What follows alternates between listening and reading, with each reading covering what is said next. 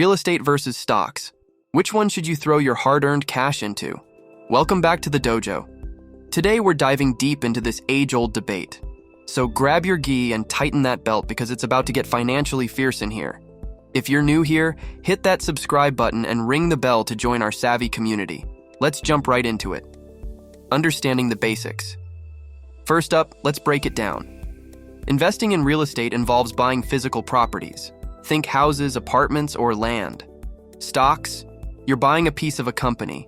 Each has its perks and quirks, so let's line them up. When you invest in real estate, you're looking at potential rental income, property value increases, and some nifty tax advantages.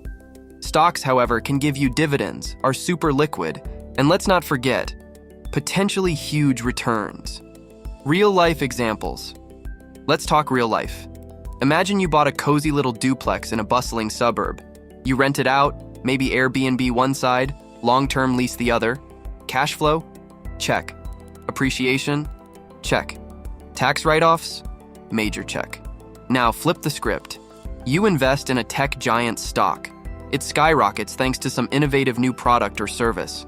Your investment could double or more in a much shorter time than real estate. Volatility and effort. All right, let's talk risks and sweat equity. Real estate isn't something you can sell off at a click of a button like stocks. It requires management, maintenance, dealing with tenants. Not everyone's cup of tea. Stocks? Volatility is the name of the game. Prices swing wildly on news, earnings reports, or market sentiment. But hey, you can buy or sell from your couch. No repairs needed. Cash flow versus paper gains in investments. Before we dive into our 20-year showdown, let's decode cash flow versus paper gains. What's the scoop and why does it matter? Let's break it down financial dojo style. Think of cash flow like a steady, flowing stream, reliable and comforting. It's the actual cash that hits your bank account regularly from those real estate rentals. And the sweet part? It gives you freedom, stability, and the power to grow your empire through reinvestment. Paper gains, on the other hand, are your potential earnings on stocks that look great on your balance sheet but aren't realized until you sell. Sure, they can offer dazzling heights, but remember, they're not cash in hand until you decide to cash out. So, what's the game plan? A balanced portfolio.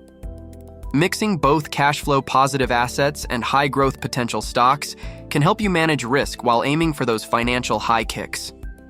Case study, the 20-year test. Consider this. 20 years ago, if you had invested $100,000 in the real estate market versus the S&P 500, where would you stand today? Let's crunch those numbers. Real estate has had steady growth, especially in high-demand areas. Stocks? They've seen massive peaks and some deep valleys. But overall, the S&P 500 has had an impressive growth trajectory over the long term. The beauty of real estate is control. You can improve your investment, choose your tenants, and leverage your assets to acquire more properties. With stocks, it's about diversity and global opportunity. You can invest in industries worldwide with just a click, and liquidity is unmatched.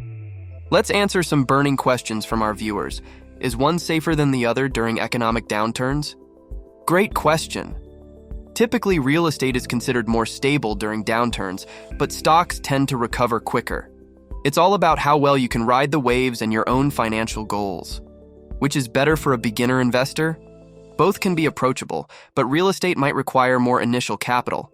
However, with today's platforms, you can also start small with stock investments or even real estate crowdfunding. So, real estate or stocks? It comes down to your personal finance goals, risk tolerance, and investment style.